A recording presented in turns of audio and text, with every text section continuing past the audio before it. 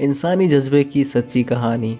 ये एक लड़की की सच्ची कहानी है जो हमें कठिन से कठिन परिस्थितियों के बावजूद जीवन को सकारात्मक तरीके से जीने और अपने लक्ष्य को पूरा करने की प्रेरणा देती है।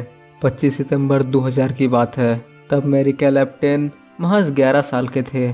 उस दिन वो अपने अंकल के साथ पानी लाने के लिए बाहर निकले थे। रास्ते में उन्हें 4-5 लोगों ने घेर लिया। उनके हाथों में धारदार हथियार थे। उन्होंने अंकल से जमीन पर झुक जाने को कहा और उन्हें बेरहमी से मारने लगे। ये देख मेरिकेल सदमे में आ गई। उसे लगा कि अब उसकी जान भी नहीं बचेगी और वो उनसे बचकर भागने लगी।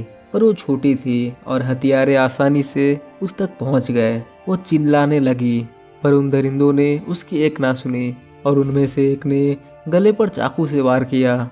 मेरिकेल जमीन पर गिरकर बेहोश हो गई। जब थोड़ी देर बाद उसे होश आया, उसने देखा कि वहाँ पर खून ही खून था और वे लोग अभी भी वहीं खड़े थे। इसलिए उसने बिना किसी हरकत के मरे होने का नाटक किया। जब वे लोग चले गए तब वो उठी और घर की तरफ दौड़ने लगी। भागते भागते ही उसने देखा कि उसकी दोनों हथेलियां हाथ से जुड़ी लटक रही है। ये देख मेरिकेल और भी घबरा गई और रोते रोते भागती रही।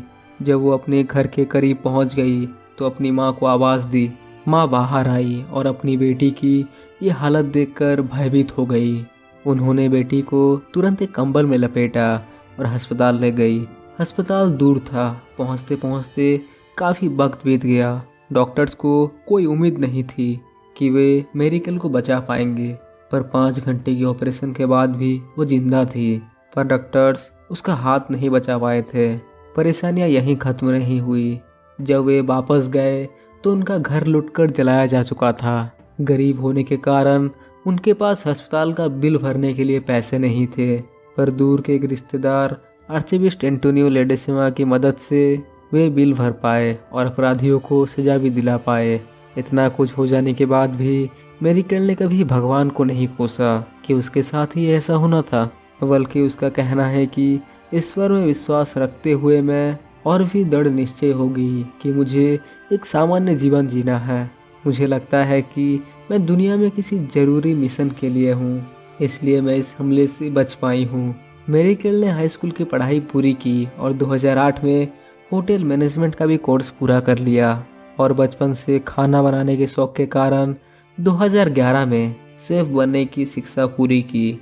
जीवन में आगे जाने के जज्बे को आसपास के लोग नज़रअंदाज नहीं कर सकते थे और जल्द ही मेरिकेल को मीडिया हाईलाइट करने लगी। ऐसे ही एक कार्यक्रम को देखकर होटल एड्स अर्गीला मनीला फिलीपींस ने उसे अपने यहाँ किसी प्रोजेक्ट पर काम करने का मौका दिया।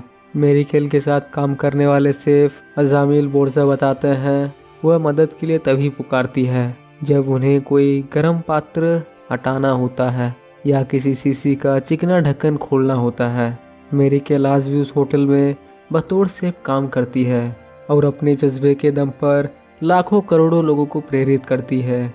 फ्रेंड्स, अक्सर हम अपनी लाइफ में आने वाली छोटी मोटी परेशानियों से घबरा जाते हैं और अपना विश्वास कमज़ोर कर बैठते हैं, पर आज की ये कहानी बताती है कि सिचुएशन कितनी भी खराब क्यों ना हो, हम उसे बदल सकते हैं।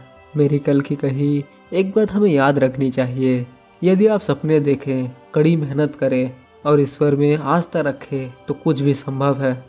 ये मेरिकेल की छोटी सी कहानी आप लोग कैसा लगा कमेंट कर देना। अगर आप लोग को ऐसी वीडियोस देखना पसंद है तो इस चैनल को सब्सक्राइब कर देना। फिर मिलते हैं हम लोग नेक्स्ट वीडियो में।